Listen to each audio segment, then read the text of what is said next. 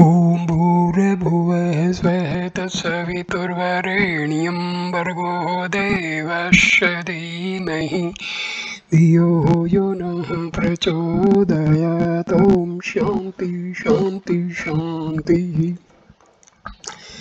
नमस्ते मेरे प्यारे दोस्तों, ये महर्षि के उपदेश उनके अपने शब्दों में का 20वां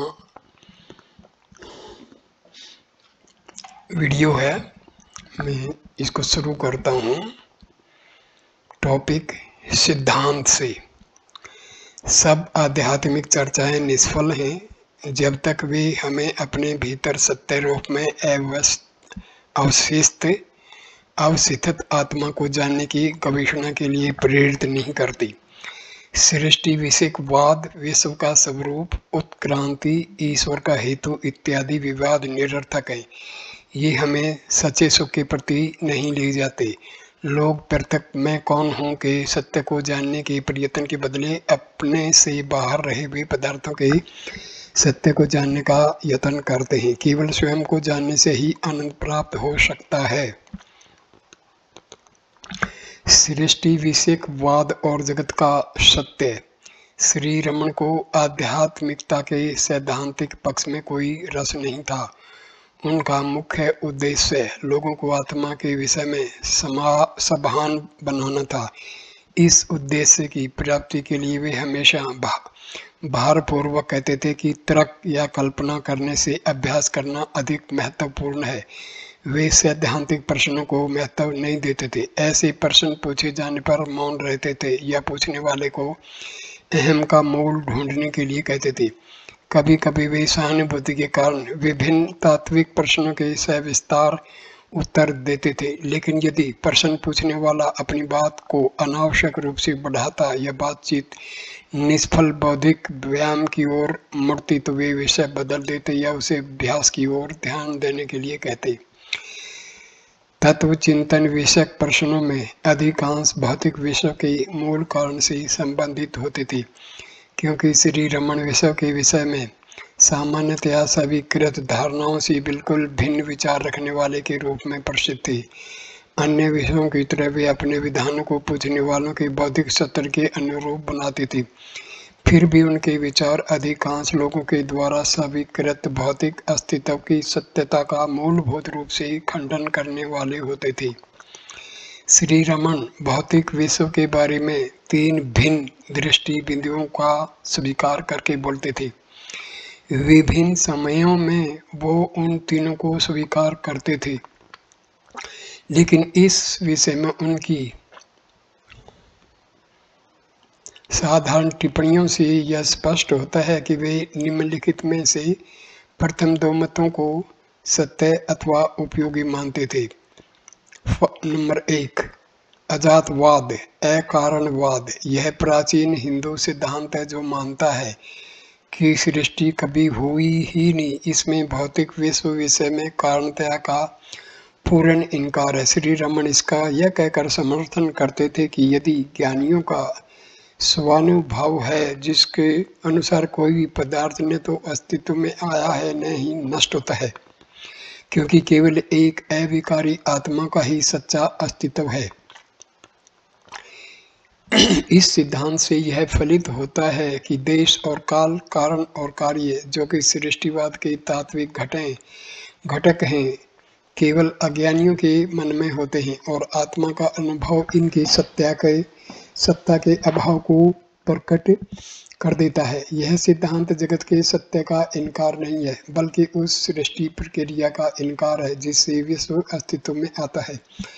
अपने अनुभव के बल पर श्री रमण कहते थे कि ज्ञानी की दृष्टि में विश्व सत्य है, लेकिन द्रव्य तथा शक्ति की परस्पर प्रकृति से उत्पन्न हुए संघात के रूप में नहीं, बल्कि आत्मा में अकारण दिखने वाले दृश्य के रूप में सत्य है। इसे स्पष्ट करते हुए वे कहते कि चूंकि इस दृश्य का सच्चा स्वरूप अर्थात अधिष्ठान आत्मा की सत्ता के साथ एक रूप है, वह तात्विक एवं आवश्यक रूप से आत्मा के सत्य का एक भाग है। अर्थात ज्ञानी के लिए जगत केवल इसलिए सत्य नहीं है कि वह दिखता है, बल्कि इसलिए कि इस दृश्य का सच्चा स्वरूप आत्मा से अभिन्न है। इसके विरुद्ध अज्ञानी जगत की मूलभूत एकात्मता तथा उसके उत्पत्ति स्थान को नहीं जानता, अतः उसका चित्त इंद्रियों के माध्यम से प्राप्त हुए प्रभावों का गलत अर्थघटन करके भिन्न भिन्न एवं परस्पर प्रतिक्रिया करने वाले पदार्थों से बना भ्रामक जगत रच लेता है। श्री रमन यह स्पष्ट करते कि जगत के विषय में ऐसी धारणा स्वप्न से अधिक सच्चा नहीं है, क्योंकि इसमें आत्मा के सत्य स्वरूप पर मन के द्वारा रचे गए जगत का आरोप किया जाता है। विज्ञानी तथा अज्ञानी के दृष्टि बिंदुओं के भेद का यह कहकर निरूपण करते कि मन के द्वारा देखे गए विभिन्न पदार्थों के संघात के रूप में देखा गया जगत मिथ्या है, जबकि आत्मा में दिखने वाले दृश्य के रूप में देखा गया जगत सत्य है। दूसरा, दृष्टि सृष्टिवाद। यदि पूछने वालों को अजातवाद स्वीकार करना असंभव लगता तो वे उनसे कहते कि जगत रूप दृश्य अहम विचार रूप दृष्टा के साथ साथ अस्तित्व में आता है एवं उसके अदृश्य होने के साथ अदृश्य हो जाता है। यह मत दृष्टि सृष्टिवाद या समकालीन सृष्टिवाद कहा जाता है, जिसके अनुसार अज्ञानी को दिखने वाला जगत उसे देखने वाले मन की सृष्टि है और उस मन के अभाव में वह नष्ट होता है। मन वस्तुतः अपने लिए एक काल्पनिक जगत रच लेता है।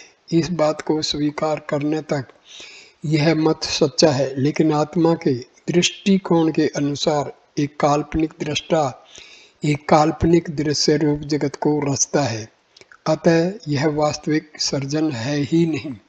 इस तरह इससे अजातवाद का प्रतिषेध नहीं होता। यद्यपि श्री रमन प्राय यह कहते कि दृष्टि सृष्टिवाद सृष्टि के विषय में अंतिम सत्य नहीं है, फिर भी वे अपने अनुयायियों को इसे एक अस्थायी कार्यकारी मत के रूप में स्वीकार करने के लिए प्रोत्साहित करते थे। इसके समर्थन में वे कहते कि यदि साधक हमेशा जगत को मन की काल्पनिक सृष्टि मानकर चलता है तो जगत अपना आकर्षण खो देता है और इससे अहम स्फुरण की विक्षेप रहित अखंड व्यक्ति को बनाए रखने में सरलता होती है। तीसरा, सृष्टि दृष्टिवाद कर्मिक सृष्टिवाद। यह साधारणतया सर्वस्वीकृत मत है। इसकी यह मान्यता है कि जगत एक मूलभूत सर्जन क्रम से प्रकट हुआ तथा वह कारण कार्य के नियम से नियंत्रित होने वाली वास्तविक सत्ता है। इसमें वैज्ञानिकों के बिग बैंग बड़ा धमाकावाद से बाइबल के जेनेसिस के वर्णन तक के सब पाश्चात्य मतों का समावेश होता है। श्री रमन इस वाद का प्रतिपादन तभी करते थे जब प्रश्नकर्ता अजातवाद और दृष्टि सृष्टिवाद को स्वीकार करने के अनिच्छुक होते थे। वे प्राय कहा करते थे कि इन वादों को गंभीरता से नहीं लेना चाहिए, क्योंकि इनकी चर्चा केवल बौद्धिक कौतूहल को शांत करने के लिए की जाती है। शब्दार्थ के अनुसार दृष्टि सृष्टिवाद का मतलब है कि जगत का अस्तित्व उसे जब देखा जाए तभी होता है, जबकि सृष्टि दृष्टि का मतलब है कि किसी के देखने से पूर्व ही जगत का अस्तित्व होता है। दृष्टि सृष्टिवाद यद्यपि उल्टा लगता है, फिर भी श्री रमन गंभीर साधकों को इससे संतुष्ट रहने का आग्रह करते थे, क्योंकि वह आंशिक रूप से सत्य के अधिक निकट है और आत्मा अनुसंधान के मार्ग पर गंभीरता पूर्वक चलने वाले साधकों के लिए सर्वाधिक लाभप्रद है। प्रश्न: सृष्टि किस प्रकार हुई? कुछ लोग कहते हैं कि वह नियति है, दूसरे लोग उसे ईश्वर की लीला कहते हैं। इसमें सत्य क्या है? उत्तर: ग्रंथ में विभिन्न वर्णन दिए गए हैं, लेकिन सृष्टि का अस्तित्व है क्या? यदि सृष्टि होती तो वह कैसे हुई, इसे समझना आवश्यक होता। इन सब बातों को शायद हम नहीं जान सकते, लेकिन हम निश्चित रूप से जानते हैं कि हमारा अस्तित्व है। क्यों? पहले मैं को न जाना जाए और फिर देखा जाए कि सृष्टि है या नहीं। प्रश्न: श्री शंकराचार्य के वेदांत में जगत की सृष्टि के सिद्धांत को प्रारंभिक साधकों के लिए स्वीकार किया गया है, लेकिन आगे बढ़े हुए ज्ञानियों के लिए अजातवाद प्रस्थापित किया जाता है। इस विषय में आपकी क्या राय है? उत्तर: गौड़पाद कारिका के दूसरे प्रकरण में श्लोक है, न निरोधो न चोत्पत्ति न बुद्धो न च साधक न मुमुक्षुर्न वै मुक्त इत्येषा परमार्थता। प्रलय या सृष्टि नहीं है, न कोई बद्ध है न साधक, न कोई मुमुक्ष है न ही मुक्त है। यह परमार्थ सत्य है। जो आत्मनिष्ठ हो गया है वह अपने अनुभव से सत्य के इस स्वरूप को जानता है। प्रश्न: क्या आत्मा हमारे चारों ओर दिखने वाले जगत का कारण नहीं है? उत्तर: आत्मा स्वयं विविध नाम रूप वाले विषय के रूप में दिखता है, लेकिन आत्मा इसको उत्पन्न करने, बनाए रखने तथा प्रलय करने का निमित्त कारण नहीं है। ऐसा मत पूछिए कि यह भ्रम अर्थात स्वयं आत्मा विषय रूप में व्यक्त हुआ है, इस बात का अज्ञान क्यों है? बजाय इसके अन्वेषण कीजिए कि यह भ्रम किसे हुआ है, तब यह भ्रम आत्मा को कभी हुआ ही नहीं, यह सत्य प्रकट होगा। प्रश्न: लगता है आप अद्वैत वेदांत के अजातवाद का समर्थन करते हैं। महर्षि का उत्तर: मैं केवल अजातवाद का समर्थक नहीं हूँ, बल्कि सभी मतों का समर्थन करता हूँ। सुनने वाले की समझने की शक्ति के अनुरूप एक ही सत्य को विविध रूपों में प्रकट करना पड़ता है। अजातवाद कहता है कि एक सत्य के अलावा और किसी पदार्थ का अस्तित्व नहीं है। प्रक्षेपण, सृष्टि एवं प्रलय नहीं है, जन्म मृत्यु नहीं है, साधक सिद्ध, बंधन मुक्ति नहीं है, केवल अद्वितीय सत्ता का अस्तित्व है। जो लोग इस सत्य को आत्मसात करने की अक्षमता नहीं रखते और पूछते हैं कि हम हमारे चारों ओर दिखने वाले इस ठोस विषयों की अवगणना कैसे कर सकते हैं, उन्हें स्वप्न के अनुभव के आधार पर कहा जाता है कि आप जो कुछ देखते हैं वह दृष्टा पर निर्भर करता है। दृष्टा से अलग दृश्य नहीं हो सकता। इसे दृष्टि सृष्टिवाद कहते हैं, अर्थात मनुष्य प्रथम अपने मन से सृष्टि उत्पन्न करता है और बाद में स्वयं अपने मन से रची हुई सृष्टि को देखता है। कुछ लोग इसे भी समझ नहीं सकते हैं और तर्क करते हैं कि स्वप्न का अनुभव अक्षणिक है, जबकि जगत हमेशा रहता है। स्वप्न अनुभव सिर्फ मेरे लिए सत्य था, लेकिन जगत मेरे तथा अन्य कई लोगों के द्वारा देखा तथा अनुभव किया जाता है। ऐसे जगत को हम असत्य नहीं कह सकते। जो लोग ऐसा तर्क करते हैं उन्हें सृष्टि दृष्टिवाद बताया जाता है कि ईश्वर ने सबसे पहले अमुक तत्व से अमुक पदार्थ बनाया और तब दूसरा पदार्थ बनाया इत्यादि। इस वर्ग के लोग केवल इसी से संतुष्ट होते हैं। उनका मन किसी अन्य तरीके से संतुष्ट नहीं होता, क्योंकि वे स्वयं से पूछते हैं कि यह सारा भूगोल, खगोल, नक्शे, सारे विज्ञान, सितारे, ग्रह, नक्षत्र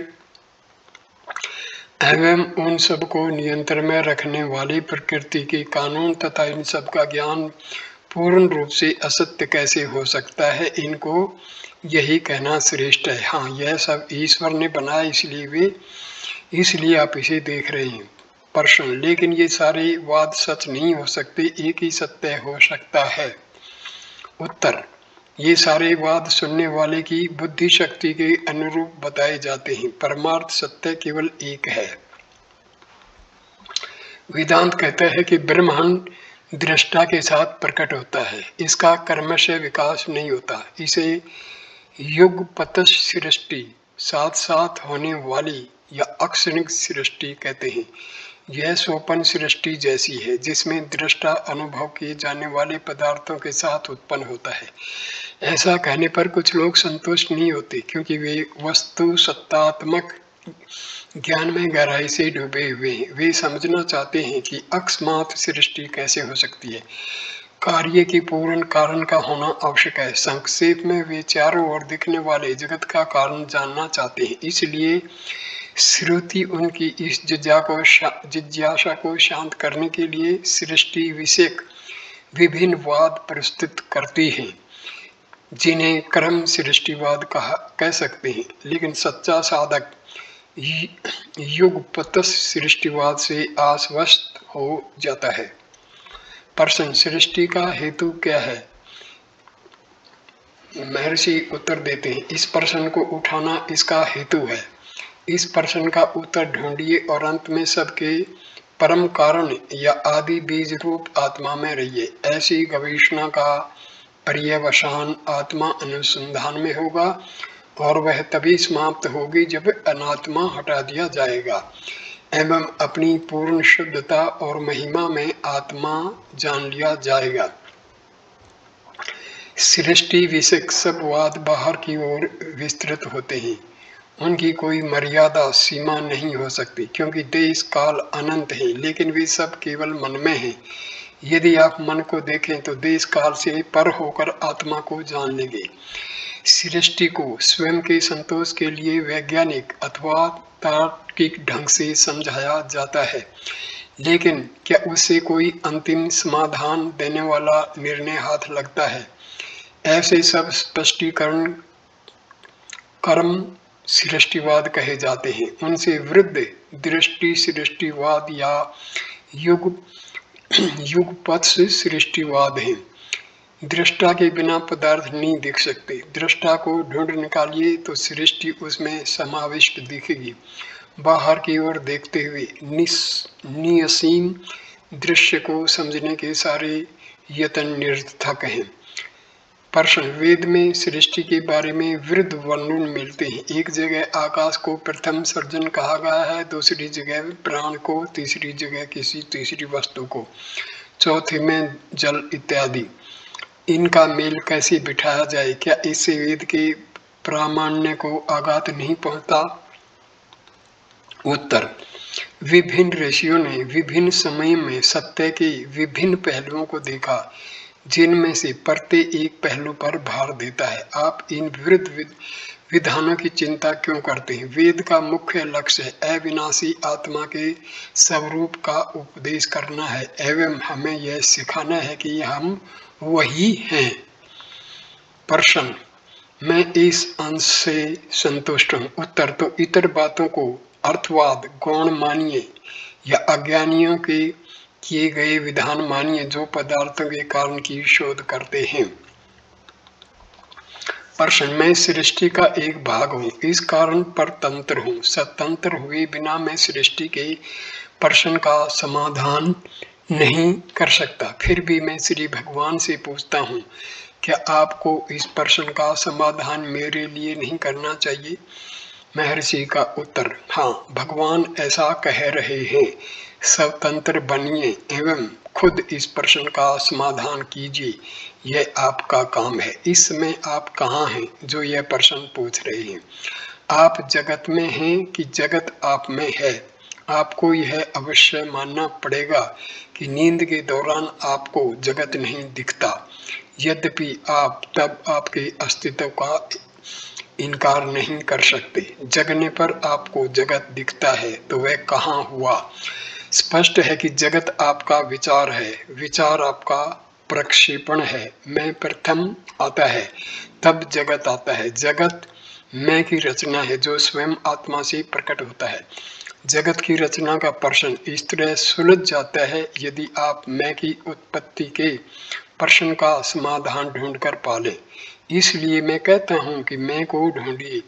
दूसरी, क्या जगत आपके पास आकर पूछता है कि मेरा अस्तित्व क्यों है? या मुझे कैसे रचा गया? यह प्रश्न आप पूछते हैं। प्रश्न करने वाले को ही स्वयं के और जगत के संबंध को स्पष्ट करना चाहिए। उसे यह अवश्य स्वीकार करना चाहिए कि जगत उसकी अपनी कल्पना है। कौन जगत की कल्पना करता है? जो कल्पना करता है उस मैं को पहले तथा बाद में आत्मा को ढूंढना चाहिए। दूसरी बात यह है कि वैज्ञानिक तथा धार्मिक सृष्टिवादों में संवादिता नहीं है। इन वादों की विविधता यह स्पष्ट करती है कि इस प्रकार समाधानों को ढूंढना व्यर्थ है। ये समाधान केवल मानसिक या बौद्धिक हैं, उससे अधिक कुछ नहीं है। फिर भी ये सब व्यक्ति के दृष्टिकोण के अनुसार सही है। साक्षात्कार की अवस्था में सृष्टि नहीं है। मनुष्य जब सृष्टि देखता है तब अपने आप को नहीं देखता, और जब आत्मा को देखता है तब जगत नहीं दिखता। इसलिए आत्मा को देखिए और जानिए कि सृष्टि हुई ही नहीं। प्रश्न: शंकराचार्य का ब्रह्म सत्यम जगत मिथ्या मुख्य सिद्धांत है। कुछ लोग कहते हैं कि जगत सत्य है, इनमें सत्य कौन सा है?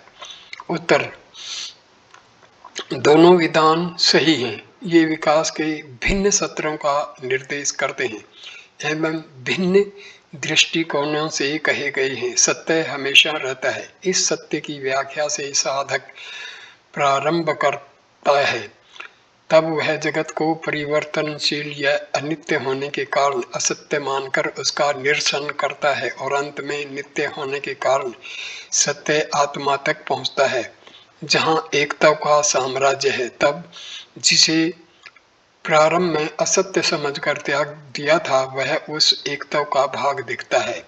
सत्य में प्रतिष्ठित होने के कारण जगत भी सत्य है। आत्म साक्षात्कार की अवस्था में केवल सत्ता है, सत्ता के अलावा कुछ नहीं है।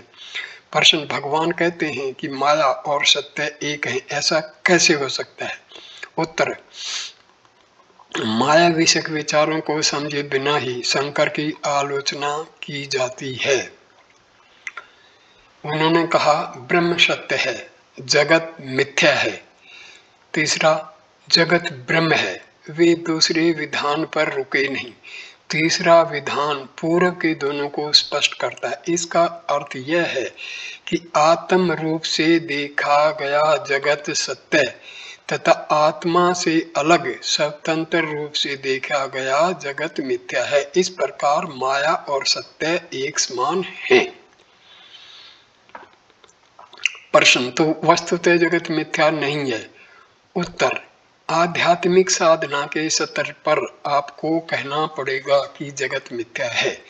दूसरा कोई मार्ग नहीं है। जब मनुष्य भूल जाता है कि वह ब्रह्म है जो सत्य, नित्य एवं सर्वत्र व्यापक है, और भ्रम से सोचता है कि अनेक शरीरों से पूर्ण विश्व में स्वयं भी एक शरीर ही है तथा इस भ्रम से परेशान होकर घूमता रहता है, तब उसे यह स्मरण दिलाना पड़ता है कि जगत मिथ्या भ्रम मात्र है, क्योंकि उसकी दृष्टि स्वरूप को भूलकर बाह्य भौतिक जगत में फंस गई है।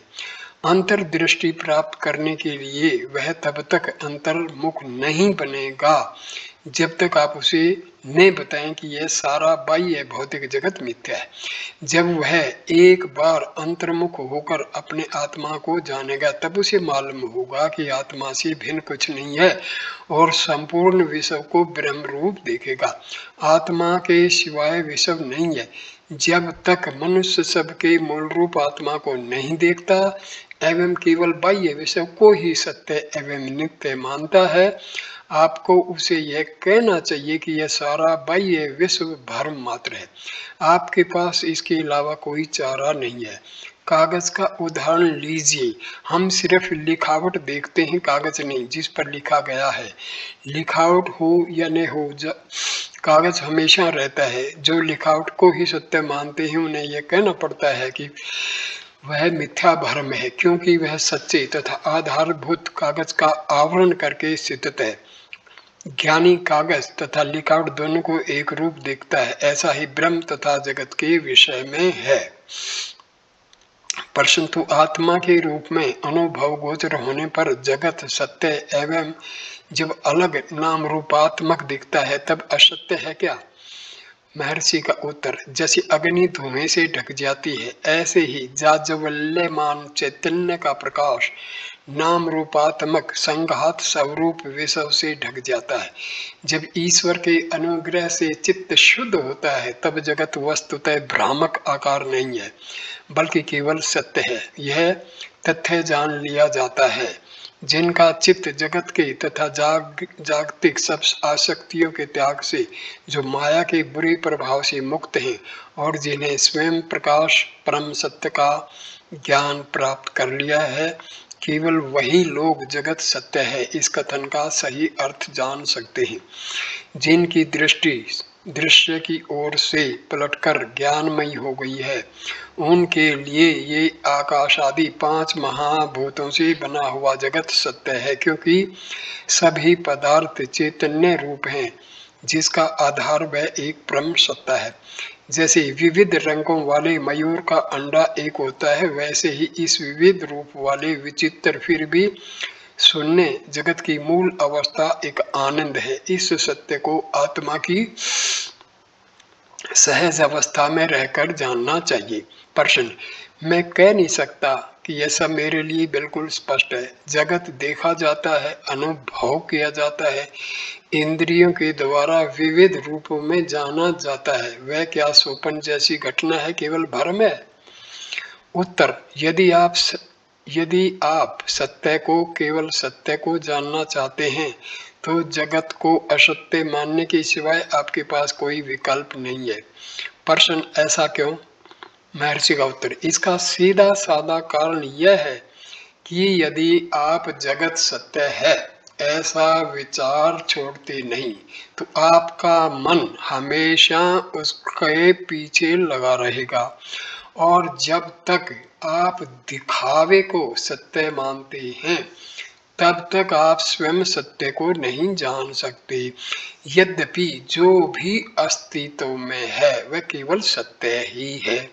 यह तथ्य रस्सी और सांप के दृष्टांत से समझाया जाता है। आपको भ्रम हो सकता है कि रस्सी का टुकड़ा सांप है।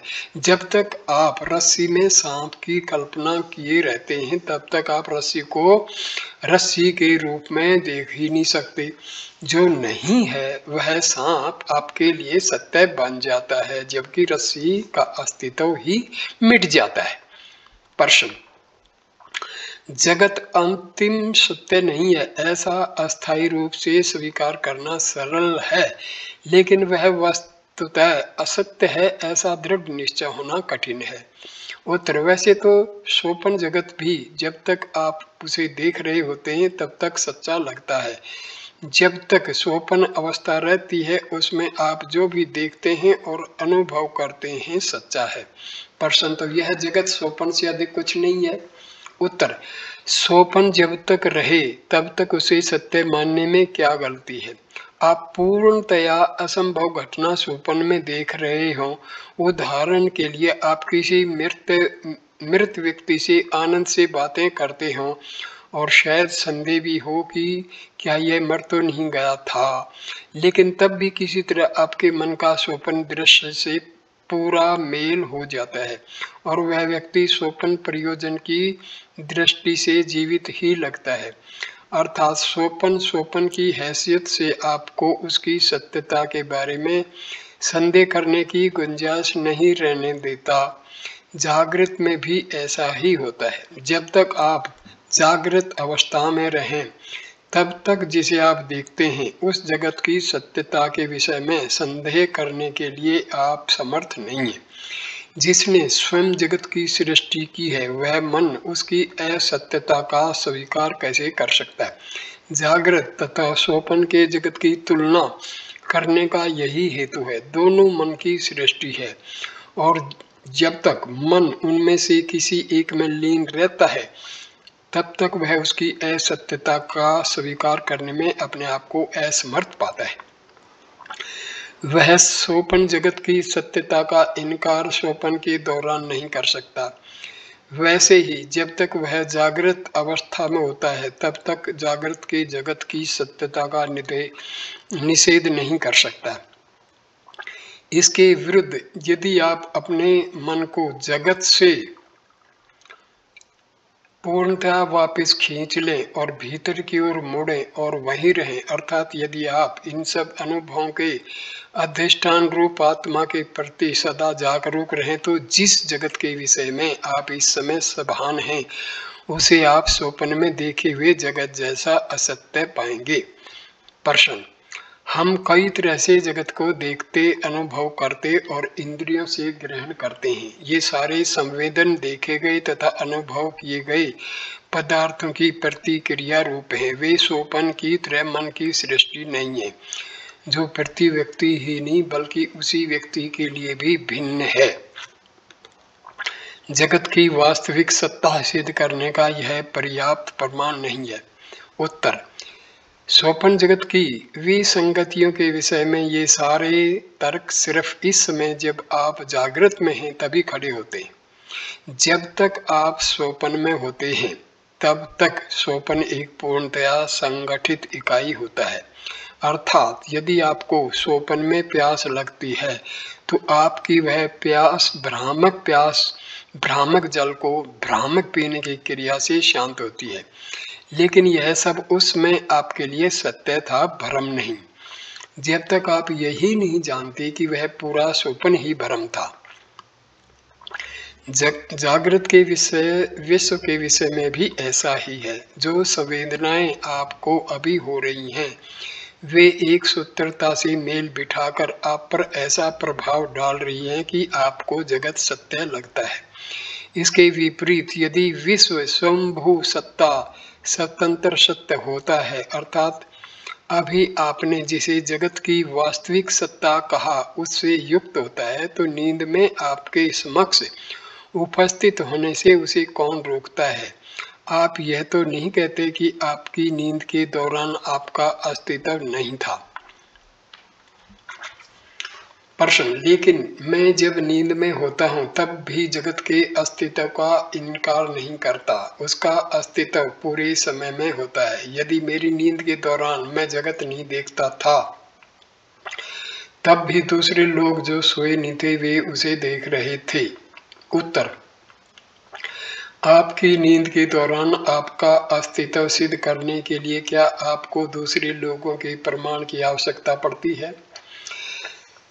इसमें आप उनके प्रमाण को क्यों आवश्यक मानते हैं? आपकी नींद के दौरान उन्होंने जगत देखा था, यह बात दूसरे लोग आपको तभी कह सकते हैं जब आप जग जाते हैं। आपके स्वयं के अस्तित्व के बारे में बात भिन्न है। जगने पर आप कहते हैं आपको गहरी नींद आई, इसलिए आप अत्यंत गहरी नींद में भी उस हद तक अपने आप के अस्तित्व के विषय में सभान थे, जबकि उस समय आपको जगत के अस्तित्व का अणु मात्र भी ख्याल नहीं था। इस समय जब आप जागते हैं तब भी क्या जगत ऐसा कहता है मैं सत्य हूं, या आप कहते हैं? प्रश्न: निश्चित रूप से मैं ऐसा कहता हूं, लेकिन जगत के बारे में कहता हूं। उत्तर: ठीक है, वह जगत जिसे आप सत्य कहते हैं आपकी हंसी उड़ाता है कि आप अपना सत्य तो जानते नहीं और जगत को सत्य सिद्ध करने का यत्न करते हैं। किसी भी तरह आप जगत को सत्य सिद्ध करना चाहते हैं, लेकिन सत्य का लक्षण क्या है? सत्य वही है जो स्वयंभू, स्वयं प्रकाश, शाश्वत और अविकारी हो। क्या जगत स्वयंभू है? क्या मन की सहायता के बिना जगत कभी देखा गया था? जब जागृत अवस्था होती है तब मन तथा जगत होते हैं। इस अनिवार्य सहभाव का क्या अर्थ है? वैज्ञानिक गवेषणा के आधार माने जाने वाले तर्कशास्त्र के सिद्धांतों से अपरिचित क्यों उन स्वीकृत नियमों के प्रकाश में विश्व की सत्यता के प्रश्न का निर्णय आप नहीं करते? आप अपने विषय में कह सकते हैं मैं हूँ, अर्थात आपका अस्तित्व केवल अस्तित्व नहीं बल्कि अपने होने के विषय में सभान अस्तित्व है। वस्तुतः यह चैतन्य से अभिन्न अस्तित्व है। प्रश्न: जगत अपने विषय में सभान नहीं फिर भी उसका अस्तित्व है। उत्तर: चेतना हमेशा आत्म चेतना है। अर्थात यदि आप किसी वस्तु के विषय में सभान हैं तो वस्तुतः तात्विक रूप से आप अपने विषय में सभान हैं। आत्म भान रहित अस्तित्व व्याघात वृद्ध शब्द प्रयोग है, वह अस्तित्व ही नहीं है बल्कि केवल आरोपित अस्तित्व है, जबकि सत्य या सच्चा अस्तित्व आरोप नहीं मूल वस्तु है। इस कारण सत्य को सत्यचित कहा जाता है, केवल सत्य या चित नहीं। जगत न तो स्वयंभू है न ही अपने अस्तित्व के विषय में सभान है। ऐसा जगत सत्य है ऐसा आप कह सकते हैं। और जगत का स्वरूप लक्षण क्या है? नित्य परिवर्तन, निरंतर, निस्सीम परवाह, परतंत्र, आत्म भान रहित, निरंतर परिवर्तनशील जगत सत्य नहीं हो सकता। प्रश्न, जगत के नाम रूप सत्य क्या हैं? उत्तर, आप उन्हें अधिष्ठान से भिन्न नहीं पाएंगे। जब आप नाम रूप ग्रहण करने का यत्न करेंगे तो सत्य ही आपके हाथ लगेगा। इसलिए जो नित्य सत्य है उसका ज्ञान प्राप्त कीजिए। प्रश्न, जागृत अवस्था इतनी सत्य क्यों लगती है? उत्तर, सिनेमा के पर्दे पर हम बहुत कुछ देखते हैं लेकिन वह सत्य नहीं है, वहां पर्दे के अलावा और कुछ सत्य नहीं है। इस प्रकार जागृत अवस्था में भी अधिष्ठान के सिवाय कुछ भी नहीं है। जागृत परमा जागृत के परमाता की परमा है, अर्थात जगत का ज्ञान जगत को जानने वाले का ज्ञान है। दोनों नींद में चले जाते। प्रश्न, हम जगत में इतनी शिथिलता तथा नित्यता कैसे देखते हैं? उत्तर, गलत विचारों के कारण ऐसा दिखता है। जब कोई कहता है कि उसने एक ही नदी में 2 बार स्नान किया तो वह गलत है, क्योंकि जब उसने दूसरी बार स्नान किया तब नदी वहां नहीं थी जिसमें उसने पहली बार स्नान किया था।